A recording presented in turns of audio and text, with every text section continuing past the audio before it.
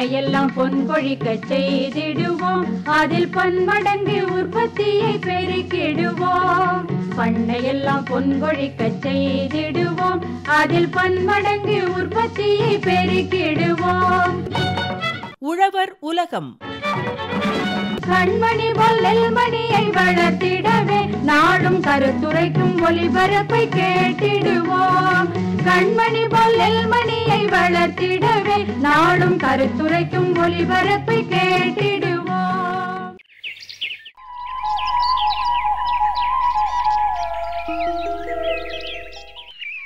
கல்யாணத்தை தள்ளி வச்சுட்டா மட்டும் என்ன பண்ணிட போறாராம் இவரு? 6 மாசம் கழிச்சு மட்டும் கையில லட்சமா பணம் புரள போகுதாக்கும். ஆட தெரியாதவங்களுக்கு கூடம் பத்தலன்னு குறை சொன்னாங்களாம். அது மாதிரில இருக்கு இவர் பேசுறது. மருதானிக்கா, என்ன ஆச்சு? ஏன் இம்புட்டு கோபமா பேசிக்கிட்டு இருக்கீங்க? ஆட நீ சும்மா இரு முத்தழகு. எம்புட்டு நாள் தான் என் மனவேதனையை கொட்டாம உள்ளேயே அடக்கி வச்சிருக்க முடியும்? எதுக்கும் ஒரு அளவு இருக்குல்ல முத்தழகு. ஆமா, நீங்க சொல்றது சரிதான்க்கா. முதல்ல இந்த தண்ணியை குடிச்சு உங்களை அமைதிப்படுத்திக்கோங்க. இப்ப சொல்லுங்க, ஏன் இந்த கோவம்? யார் மேல இந்த கோவம்? அட விடு முத்தழகு, அதை சொல்லி உன்னைய வேற கஷ்டப்படுத்தணுமா? இதுல என்னக்கா எனக்கு கஷ்டம் இருக்கு? விஷயத்த சொல்லுங்க. உங்க மனசுல இருக்கிற வேதனைய என்கிட்ட சொல்லுங்க, நான் கேக்குறேன். என் தம்பிக்கு ஒப்பு தாம்பலம் நடந்ததே உனக்கு கூட தெரியுமே முத்தழகு. ஆமாக்கா, என்ன கூட தான் கூப்பிட்டீங்க. ஆனா என்னால தான் வர முடியல. கல்யாணத்துக்கு கண்டிப்பா வரேன்னு சொன்னேன். ஆமா, இப்ப அதுக்கு என்ன? என் அப்பா 3 கல்யாண தேதியை தேர்வு செஞ்சு கல்யாணத்தை எப்போ வச்சுக்கலாம் மாப்பிள்ளன்னு என் வீட்டுக்காரிக்கிட்ட மரியாதை நிமித்தமா கேட்டாரு. அது வழக்கம் தானக்கா. வீட்டு மாப்பிள்ளைய கலந்துக்காம எதுவும் செய்ய முடியாதுல்ல. அதுதான் இங்க தப்பா போச்சு. என்ன சொல்றீங்கக்கா? கல்யாணத்தை 6 மாசத்துக்கு அப்புறம் வச்சுக்கலாமாமா, அப்பதான் வசதியா இருக்குன்னு சொல்லிவிட்டாரு. இதை கேட்டுப்புட்டு எங்க வீட்டில் உள்ளவங்கெல்லாம் என்ன மாப்பிள்ளை இப்படி சொல்லிவிட்டாருன்னு ஒரே குழப்பத்துல எல்லாம் இருக்காங்க. ஆமா, ஏங்கா அண்ணன் அப்படி சொன்னாரு? அது ஏன் கேட்குற முத்தழகு? எங்க அப்பா வாயிலுக்கும் சேர்த்து இவரு தான் விவசாய வேலைகளை பார்த்துக்கிட்டு வராரு. அதான் தெரியுமேக்கா, நெல்லு கூட போட்டிருக்காங்களே. அந்த நெல்லுல தான் பூச்சி பாதிப்பு ஏற்பட்டு இருக்கான். அதனால மகசூல் பாதிக்கப்பட்டுடுச்சு. எதிர்பார்த்த காசு கிடைக்காது. எதுக்கு வீணா கடனை வாங்கி கல்யாண வேலைகளை பார்க்கணும்னு சொல்லுறாரு. அவரு சொல்றதும் சரிதானக்கா. பாவம், அவர் என்ன பண்ணுவாரு? அடுத்த முறை பூச்சி தாக்காத பயிரை போட்டு அந்த அறுவடையில் வர காசுல கண்ணாணத்தை வச்சுக்கலான்னு சொல்லுறாரு. இதுக்கு நீ என்ன சொல்லுவ சொல்லு? அண்ணன் நல்லா தான் யோசிக்கிறாரு. ஏன் முத்தழகு, ஊர்ல எல்லாரும் கையில காசு வச்சுக்கிட்டு தான் கல்யாணத்தை பண்றாங்களா? கடனை உடனே வாங்குற சூழ்நிலை வரதான் செய்யும். இப்ப இவரு அடுத்த முறை பயிர் வைக்கிறதுல பிரச்சனை வராதுன்னு எப்படி சொல்ல முடியும் சொல்லு? அக்கா, நீங்க சொல்றதும் யோசிக்க கூடிய விஷயம்தான். சரி, நான் வேணும்னா உங்களுக்கு ஒரு யோசனை சொல்லவா? என்ன முத்தழகு? முதல்ல உங்க வயல்ல நெல் பயிரை தாக்குற பூச்சிகளுக்கு ஒரு வழியை பண்ணுவோம். என்ன வழி முத்தழகு? அக்கா, வேளாண் அலுவலகத்துல தான் அதுக்கான வழி கிடைக்கும். வாங்க போவோம். முத்தழகு வந்துட்டோம். யாரு என்ன வர சொல்ல போறாங்க? நெல்லில் ஒருங்கிணைந்த பூச்சி மேலாண்மை குறித்து செங்கல்பட்டு காட்டுப்பாக்கம் வேளாண்மை அறிவியல் நிலைய உதவி பேராசிரியர் முனைவர் காயத்ரி சுப்பையா அவங்க தான் தகவல்களை சொல்ல போறாங்க. கவனமா கேட்போம்.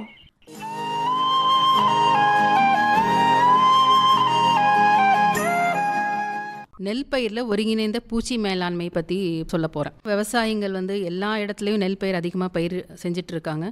நெல் சாகுபடி மூலியமாக அவ்வளோ லாபகரமாக உங்களுக்கு எடுக்க முடியாது.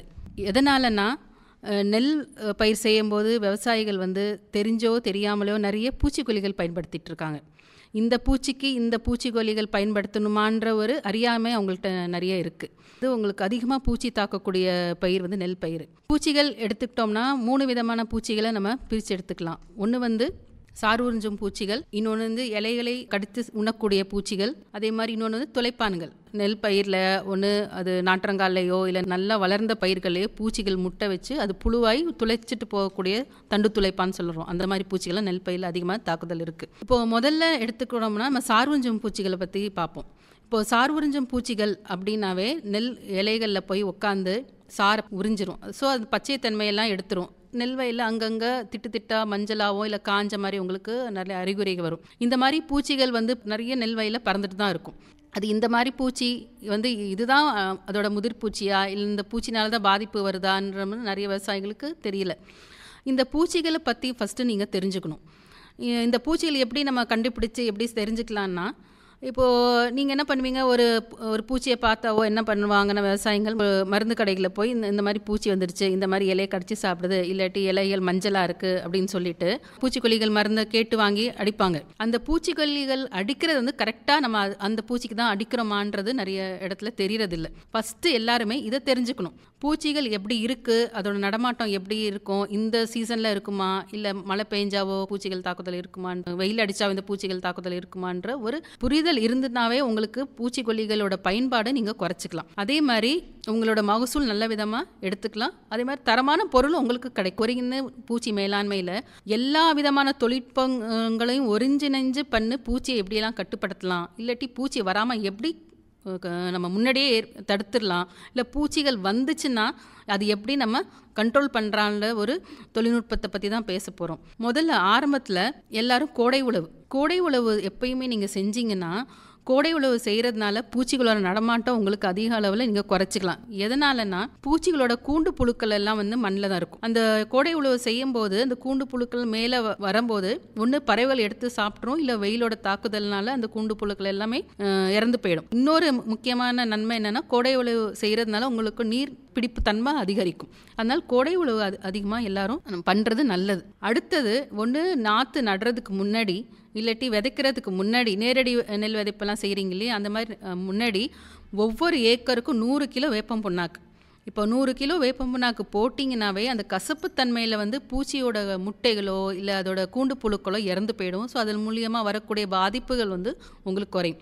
அதனால் எல்லோரும் முக்கியமாக கவனிக்கிறது என்னன்னா, இந்த வேப்பம் புண்ணாக்கு வந்து ஒவ்வொரு ஏக்கருக்கும் நீங்கள் பயிர் செய்கிறதுக்கு முன்னாடி 100 கிலோ போடுறது ரொம்ப முக்கியமானது. அதே மாதிரி விதை நேர்த்தி, நாற்றங்கால் நேர்த்திங்களாம் நிறைய இருக்குது. இப்போது விதை நேர்த்தி, நாற்றங்கால் நேர்த்தியில் என்ன சொல்கிறோம்னா, ஒன்று வந்து பூச்சிக்கொல்லிகள் மூலியமாக விதை நேர்த்தி செய்யலாம், இல்லாட்டி உயிர் மருந்துகள் வச்சு நீங்கள் விதை நேர்த்தி செய்யலாம். இப்போ உயிர் மருந்துகள்னால் இப்போது பிவேரியா பேசியானான்னு இருக்குது, மெட்டாரைசியம் அனிசோஃபில்லி, அதே மாதிரி வெர்டிசிலியம் லக்கானின்ற மாதிரி பூச்சி மருந்துகள்லாம் இருக்குது.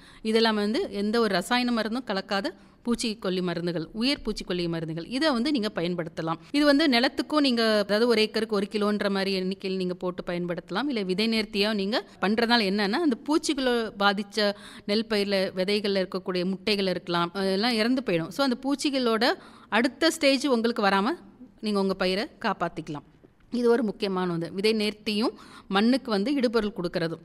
அடுத்தது வந்து பூச்சிகள் நடமாட்டம் உங்கள் தோட்டத்தில் இப்போ விதைச்சிடுறீங்க இல்லை நட்டுட்டிங்கன்னா எப்படியும் ஒரு 10-15 நாள் 20 நாளுக்குள்ளே உங்கள் வயலில் வந்து இலைப்பேன் தாக்குதல் வரும். அடுத்தது வந்து பார்த்திங்கன்னா உங்களுக்கு தோட்டத்தில் துளைப்பானோட தாக்குதல் வரும். இந்த துளைப்பானோட தாக்குதல் எப்படி இருக்குன்னா, நடுக்குருத்து வந்து கொஞ்சம் காஞ்சி அழுகின மாதிரி ஆகிடும். அதை எடுத்திங்கன்னா உடனே நமக்கு கையில் ஈஸியாக எடுத்து வர மாதிரி வரும். அதே மாதிரி இலைப்பேனோட தாக்குதல் எப்படின்னா, நுனியில் வந்து உங்களுக்கு ஒரு மாதிரி வெள்ளை கலர் காஞ்சிட்டு கருகிட்டே வரும். அது இலைப்பேனோட தாக்குதலாக இருக்கும்.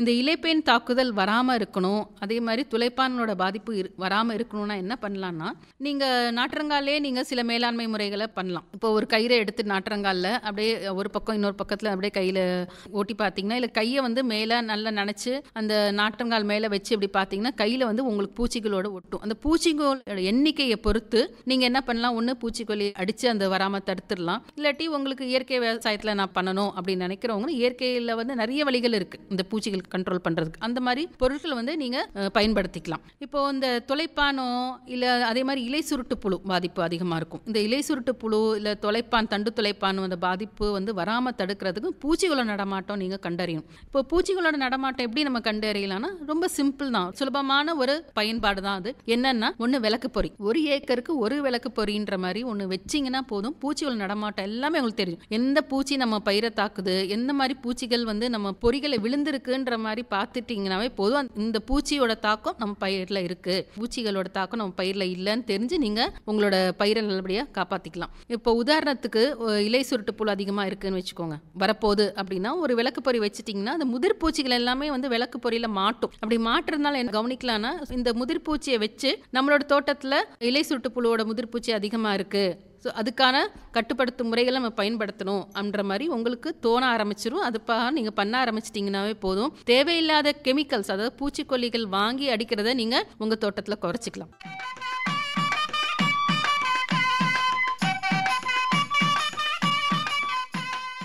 அதே மாதிரி இனக்கவர்ச்சி பொறிகள் இருக்குது. இப்போ தண்டு துளைப்பானுக்கு வந்து இனக்கவர்ச்சி பொறி இருக்குது. அது சிம்பிள் பொறி தான், எல்லா இடத்துலையும் கிடைக்கக்கூடிய பொறிகள். அதுக்கு ஒன்றே ஒன்று என்னென்னா, அதுக்கு தேவையான ஈர்ப்பான் ஒன்று இருக்குது. அந்த இனக்கவர்ச்சிக்கு தேவையான ஈர்ப்பான் வந்து என்ன பண்ணணும்னா, அந்த மேல் மூடியில் சொருகி உங்கள் தோட்டத்தில் ஒரு ஏக்கருக்கு ஒரு 10-12 இடத்துல வச்சிட்டிங்கனாவே அந்த துளைப்பானோட முதிர்பூச்சி இருக்கு இல்லையா, ஆண் பூச்சிகள் எல்லாமே, அது எல்லாமே வந்து அந்த பொறியில் மாட்டும். மாட்டுறதுனால வெளியில் இருக்கக்கூடிய பூச்சிகள் முட்டை வைக்கிறதோ அந்த முட்டையில் வரக்கூடிய புழுக்கள் வந்து வீரியமாக இருக்காது. அதனால அந்த பூச்சியோட தாக்கம் வந்து உங்கள் வயலில் குறைஞ்சிடும்.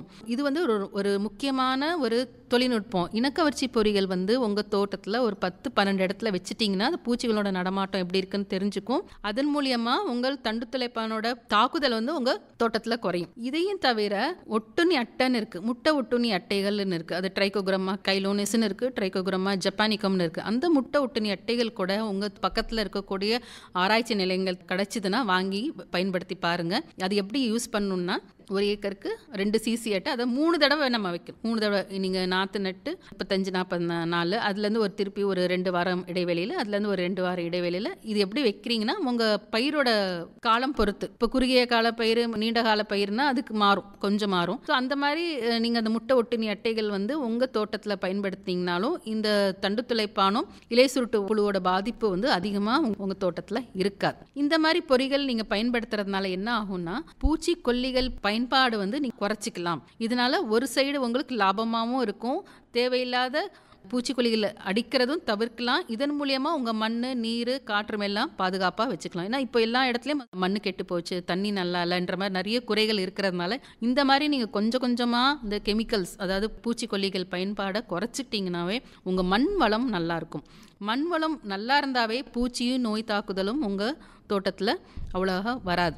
சார்வூஞ்சும் பூச்சிகள் சொல்கிறோம். இந்த சார்வூஞ்சும் பூச்சிகளை தான் இலைப்பேன் வருது, அதே மாதிரி தத்துப்பூச்சிகள் எல்லாம் வருது. இப்போ தத்துப்பூச்சிகள் வந்து நிறைய இடத்துல திடீர்னு பார்த்தீங்கன்னா இந்த துங்குரோ நோய் வந்துருச்சு, இல்லாட்டி மஞ்சள் நோய் வந்துருச்சு, புகையான் வந்துருச்சு. ஸோ இந்த மாதிரி தத்துப்பூச்சிகள்னால தான் இந்த மாதிரி பாதிப்பு வருது. இந்த தத்துப்பூச்சிகள் என்ன பண்ணுன்னா அந்த வைரஸ் கிருமியை நிறைய இடத்துல பரப்ப ஆரம்பம். இந்த தத்துப்பூச்சிகளை நம்ம வந்து கண்ட்ரோலாக வச்சுக்கலாம். எப்படின்னா அது அடிக்கடி நம்ம போய் வயலில் என்ன பூச்சிகள் இருக்குது, நடமாட்டம் எப்படி இருக்குது, பூச்சிகளோட எண்ணிக்கையை நம்ம பார்த்தீங்கன்னாவே உங்களுக்கு ஓரளவு இந்த பூச்சிகளோட பாதிப்பு வரும் வராதுன்ற மாதிரி நீங்கள் கணக்கெடுத்து அழகாக பயிர் சாகுபடி செய்ய ஆரம்பிக்கலாம். இப்போ உழவு ஓட்டுறது, அதே மாதிரி இயற்பியல் முறையில், உயிரியல் முறையில் என்ன மாதிரி கட்டுப்படுத்தும் முறைகள் நம்ம பயன்படுத்தலான்ற மாதிரி தெரிஞ்சுக்கிட்டிங்கனாவே போதும். உங்களுக்கு வந்து பூச்சிகளோட நடமாட்டம், அதோட தாக்குதல் வந்து உங்கள் பயிரில் ஓரளவு குறைச்சிக்கிட்டு நல்லபடியாக உங்களுக்கு மகசூல் எடுக்கலாம். ஏன்னா நிறைய இடத்துல பூச்சிக்கொல்லிகள் பயன்படுத்துறதுனால என்ன ஆகும்னா, ஒரு பக்கம் செலவுகள் நிறைய செலவு பண்ணுவீங்க பூச்சிக்கொல்லிகள் மருந்து வாங்குறதுக்கு. இன்னொரு பக்கம் என்ன ஆகும்னா, தேவையில்லாத ரசாயன பொருட்கள் மண்ணில் அப்படியே தேங்கி போகிறதுனால அடுத்த பயிர் செய்யும் போதோ இல்லை நாலு அடைவையில் உங்கள் மண் வந்து ஒரு சத்தான மண்ணாக இருக்காது. இதன் மூலியமாக நிறைய பாதிப்பு உங்களுக்கு வர ஆரம்பிக்கும். ஸோ இதை வந்து நீங்கள் தடுத்துக்கலாம். இந்த ஒருங்கிணைந்த பூச்சி மேலாண்மையில் ஒவ்வொரு ஸ்டேஜ்லேயும் நம்ம இந்த மாதிரி தான் சொல்லுவோம். அதே மாதிரி மண்ணுக்கு வந்து நிறைய இயற்கை உரங்கள் நீங்கள் பயன்படுத்தணும். எல்லார் இடத்துலையும் தொழு உரம்லாம் போடுவாங்க, அது ஓகே தான். பட் இன்னமும் நீங்கள் இயற்கை உரங்கள் நிறைய பயன்படுத்தணும். அதே மாதிரி களைக்கொல்லிகள் பயன்பாட்டை குறைச்சிட்டிங்கனாவே உங்கள் மண்ணில் இருக்கக்கூடிய மண் புழுக்கள் வந்து அதிகமாக இருக்கும். கெமிக்கல்ஸ் எல்லாம், ரசாயன பொருட்களெல்லாம் உங்கள் மண்ணுக்கு போடுறீங்களோ இல்லை பயிர்களுக்கு போடுறது மூலம் மண்ணில் தேங்குதோ, அது எல்லாமே மண்ணில் இருக்கக்கூடிய நல்லது செய்யக்கூடிய நுண்ணுயிர்கள் எல்லாத்தையும் போய் அது அழிச்சிடும். அப்படி போகும்போது என்னன்னா, மண்ணில் இருக்கக்கூடிய நுண்ணுயிர்கள் எல்லாமே போயிடுச்சுன்னா அதுலேருந்து வரக்கூடிய நன்மைகள் வந்து உங்களுக்கு பயிருக்கு வராது. அதனால தான் எல்லா இடத்துலையும் என்ன சொல்கிறோன்னா, தேவைக்கு அதிகமாக பூச்சிக்கொல்லிகள் பயன்படுத்துறதை குறைச்சிக்கணும். இந்த பூச்சிக்கு இந்த கெமிக்கல் தான், இல்லை இந்த பூச்சி வராமல் இந்த மாதிரி தொழில்நுட்பம் பயன்படுத்தினோம்னா பூச்சிகள் வராமல் தடுத்துக்கலான்ற தெரிஞ்சு பண்ணிங்கன்னா உங்களோட செலவுகளை வந்து கால்வாசி நீங்கள் குறைச்சி நல்ல விதமாக பயிர் எடுத்து பண்ணலாம். பூச்சி மேலாண்மையில் ஃபஸ்ட்டு நம்ம என்ன பார்த்தோம், மண்ணை நல்லா கோடை உழவு செய்கிறது. அடுத்தது வந்து விதை நேர்த்தி, நாற்றங்கால் நேர்த்தி, மண்ணுக்கு வந்து இடப்பொருள் போடுறது இந்த பொறிகள் பயன்பாடு. அடுத்தது இதே மாதிரி நிறைய உயிர் மருந்துகள் இருக்குது. இப்போது பிவேரியா பேசியானா, அதே மாதிரி மெட்டாரைசியம் அனிசோஃபிலி, லெக்கானிசிலியம் லெக்கானி, அது இந்த மாதிரி பொருட்கள் எல்லாமே வந்து நீங்கள் உயிர் பொருட்கள்லாம் இது எல்லாமே வந்து நீங்கள் பூச்சிக்கொல்லிகளுக்கு பயன்படுத்தலாம். எப்படி பயன்படுத்தலான்னா, இப்போ சாறு உறிஞ்சும் பூச்சிகள் சொல்லியிருக்கோம், அதே மாதிரி துளைப்பான்கள் சொல்லியிருக்கிறோம், இன்னொன்று இலையை கடிச்சு சாப்பிடக்கூடிய பூச்சிகள் சொல்லியிருக்கோம். ஒவ்வொரு பூச்சிக்கும் ஒவ்வொரு விதமான மருந்துகள் இருக்குது. அதை பேஸ் பண்ணி நீங்கள் பயிர்களுக்கு பயன்படுத்துனீங்கன்னா முக்கால்வாசி பூச்சிக்கொல்லிகள் பயன்பாட்டை நீங்கள் குறைச்சிக்கலாம். அதே மாதிரி நல்ல விதமான மகசூல் எடுத்துக்கலாம்.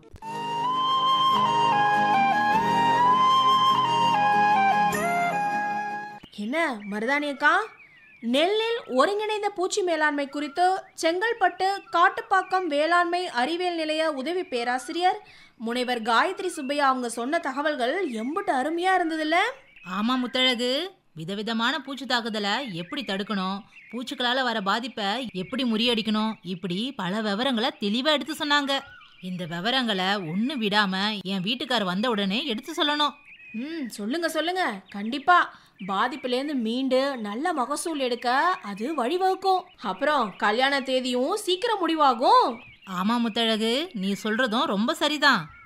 வயல்ல பூச்சிகளை விரட்டிடுவோம், சீக்கிரமாவே கெட்டி மேளத்தை கொட்டிடுவோம். முத்தழகு, நீ சொல்றத கேட்கும்போது இப்பவே என் காதுல கெட்டி மேள சத்தம் கேக்குது.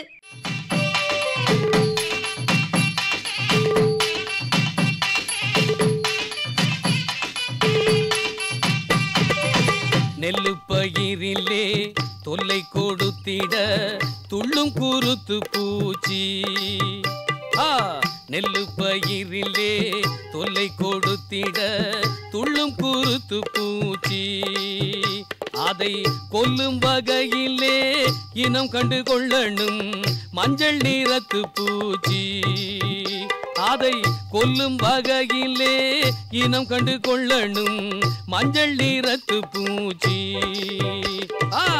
நெல்லு பயிரிலே தொல்லை கொடுத்திட துள்ளும் குருத்து பூச்சி. நெல்லு பயிரிலே தொல்லை கொடுத்திட துள்ளும் குருத்து பூச்சி.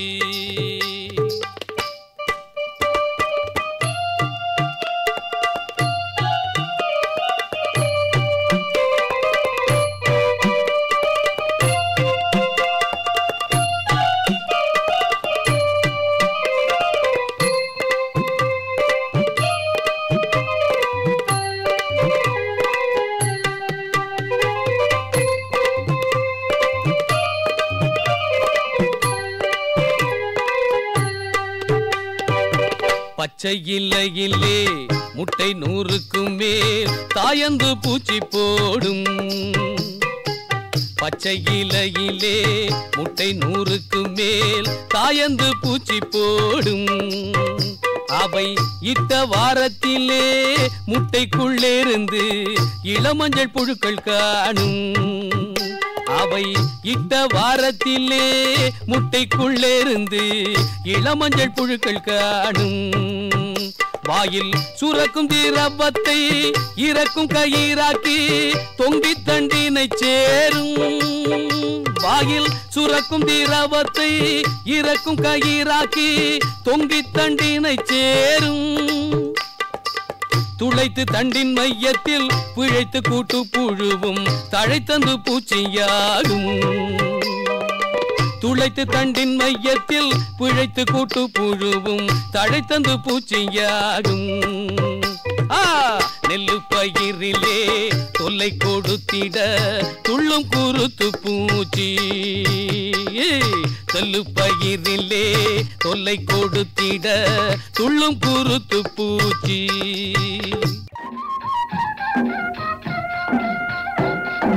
அடுத்து வருவது வேளாண் செய்திகள்.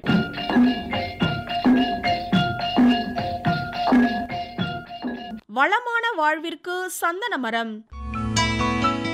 சந்தன மரத்தின் நறுமணம் கமழும் முதிர்ந்த நடுக்கட்டை பகுதியும் அதன் எண்ணெயும் அனைவராலும் பெரிதும் விரும்பப்படுகின்றது. சந்தன மரத்தின் நடுக்கட்டை பகுதி கைவினைப் பொருட்கள், உயர்தர வாசனை திரவியங்கள், ஆயுர்வேத மருந்து பொருட்கள் தயாரிப்பில் பயன்படுத்தப்படுவதால் இப்பொருட்கள் விலை மிக்கதாக கருதப்படுகின்றது. இந்தியாவின் பெரும்பாலான மாநிலங்களில் சந்தன மரம் பரவலாக காணப்பட்டாலும் இயற்கை காடுகளில் கர்நாடகாவின் தென்பகுதிகள் மற்றும் தமிழகத்தின் வடபகுதிகளில் 90% காணப்படுகின்றது. இது தவிர ஆந்திரா, கேரளா, மத்திய பிரதேசம், சத்தீஸ்கர் போன்ற மாநிலங்களிலும் ஆங்காங்கே காணப்படுகின்றது. தமிழகத்தில் ஜவ்வாது மலை, சேர்வராயன் மலை, கொல்லிமலை, பச்சை மலை, ஆனைமலை, சித்தேரி, சீக்கூர் மற்றும் சத்தியமங்கலம் மலைப்பகுதிகளில் பெருமளவில் காணப்படுகின்றது. கோவை, திருவண்ணாமலை, சேலம், விழுப்புரம் போன்ற மாவட்டங்களிலும் காணப்படுகின்றது.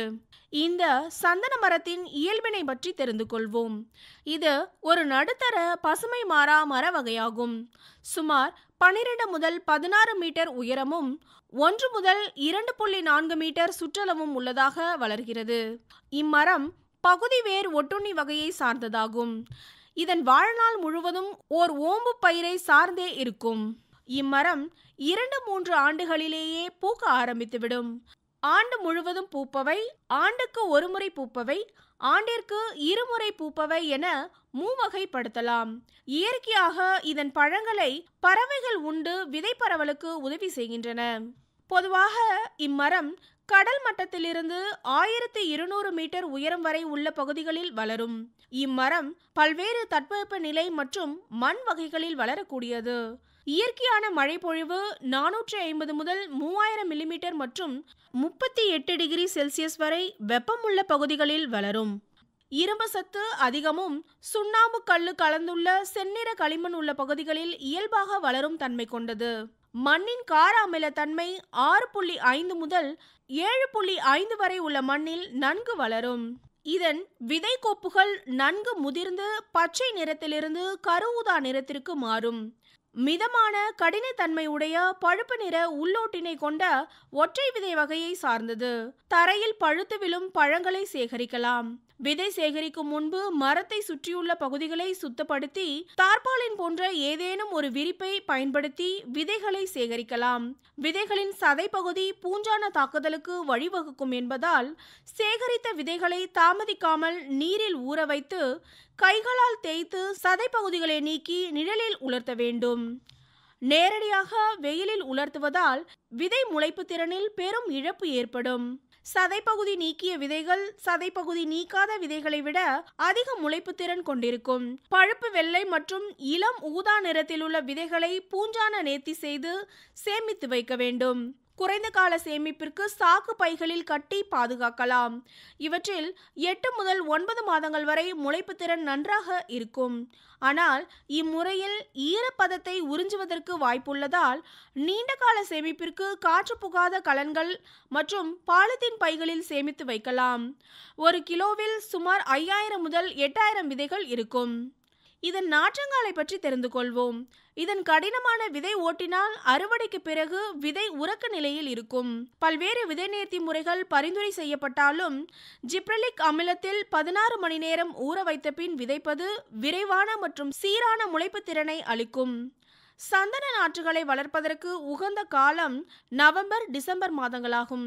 வழக்கமான 10 x 1 மீட்டர் அளவுள்ள பாத்திகளுக்கு சுமார் 4 கிலோ விதைகள் தேவைப்படும். இதன் மூலம் சுமார் 16,000 முதல் 17,000 நடவுக்கேற்ற நாற்றுகளை பெற முடியும். 3வது வாரம் முதல் முளைப்பு தொடங்கி 60 முதல் 80% வரை முளைப்பு திறன் கிடைக்கும். 2 இலை வரை வளர்ந்த நாற்றுகளை வேரோடு பறித்து பாலித்தீன் பைகளுக்கு மாற்றி நட வேண்டும். சவுக்கு, லைன் கீரை போன்ற ஓம்பு பயிர்களை உடன் சேர்த்து வளர்க்க வேண்டும். பொதுவாக ஓம்பு பயிர் சந்தனத்தை விட உயரமாக வளராத வகையில் இருக்க வேண்டும்.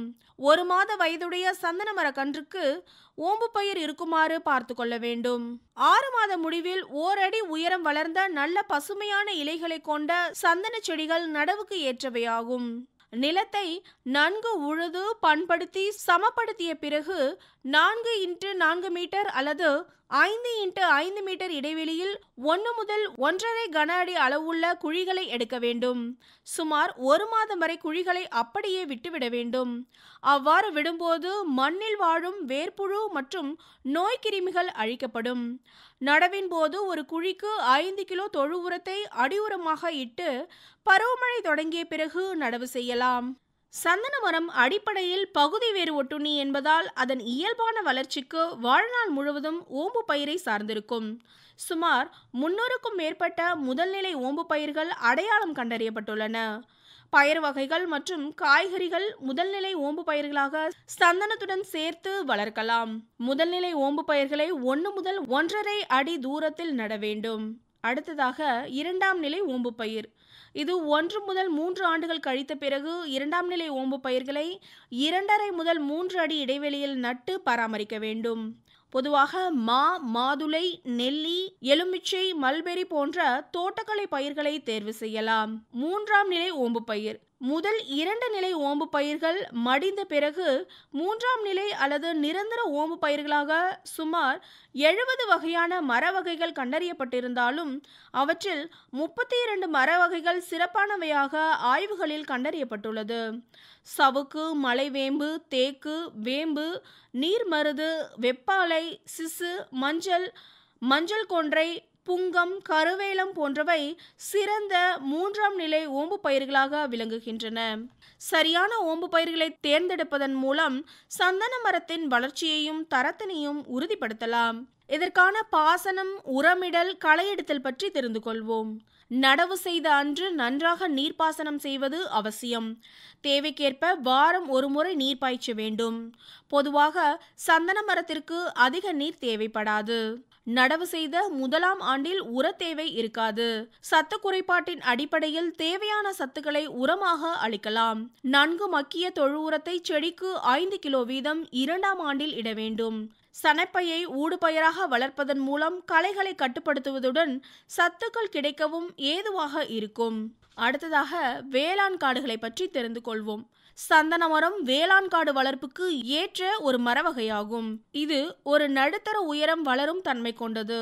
குறுகலான கிளை அமைப்புகள், எளிதில் விதை இனப்பெருக்கம், மருதாம்பு பண்பு, அனைத்து வகை மண்ணிலும் வளரும் இயல்பான உடன் வளரும் பயிர்களை இணையாக ஏற்றுக்கொள்ளும் பண்பு, சத்துக்களுக்கு போட்டியின்மை போன்ற இயல்பான பண்புகளால் சந்தனம் வேளாண்காடு வளர்ப்புக்கேற்ற ஒரு மிகச்சிறந்த மர வகையாகும். புல் முதல் மரம் வரை சுமார் 3000க்கும் மேற்பட்ட பயிர் வகைகளுடன் இணைந்து வளரும் தன்மை இதன் சிறப்பாகும். சமூகத்தின் முக்கிய தேவையான உணவு, தீவனம் மற்றும் மரம் ஆகியவற்றிற்கு தகுந்தவாறு தக்க மர வகைகளை தேர்வு செய்ய வேண்டும். முக்கிய மர இனங்களான சந்தனம், வேல், வாகை, குமிழ், தேக்கு, புளி போன்றவற்றில் நாற்றங்கால் மற்றும் தோப்புகளில் சாம்பல் அல்லது வெண்படல நோய் தாக்குதல் காணப்படும். குளிர்காலத்திலும் மழைநீர் தேங்கும் போது முறையற்ற பராமரிப்பு காரணமாகவும் இந்நோய் உண்டாகும். இதனை கட்டுப்படுத்த ஃபெவிஸ்டின் கரைசலை பயன்படுத்தலாம். சந்தன மரத்தின் விளைச்சல் மற்றும் வருவாயை பாதிக்கும் காரணிகளாவன இடத்தேர்வு, நிலத்தை பண்படுத்தும் முறைகள், நடுப்பொருள் தேர்வு, ஓம்பு பயிர் தேர்வு, பாசன வசதி, உரமிடல், கலை நிர்வாகம், பூச்சி மற்றும் நோய் நிர்வாகம், வளர்ச்சி மற்றும் விளைச்சல், சந்தை நிலவரம், பாதுகாப்பு ஏற்பாடுகள் போன்றவையாகும். சந்தனம் சாகுபடி செய்யும் இடத்தின் பரப்பளவு, தட்பவெப்பநிலை, செலவினங்கள், பராமரிப்பு முறைகள், தகுந்த பூச்சி நோய் நிர்வாகம், விளைச்சலின் தரம் ஆகியவற்றை பொறுத்து சந்தை மதிப்பும் நிகர லாபமும் மாறுபடும்.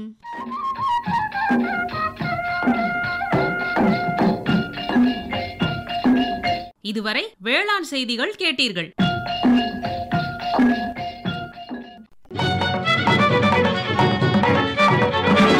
உண்ணும் பொருள் அத்தனையும் விளைத்திடுவோம், நித்தம் உழைப்பால் நில மகளை வணங்கிடுவோம். அமைப்பில் உதவி பி. சண்முகப்பிரியா. உண்ணும் பொருள் அத்தனையும் விளைத்திடுவோம், நித்தம் உழைப்பால் நில மகளை வணங்கிடுவோம்.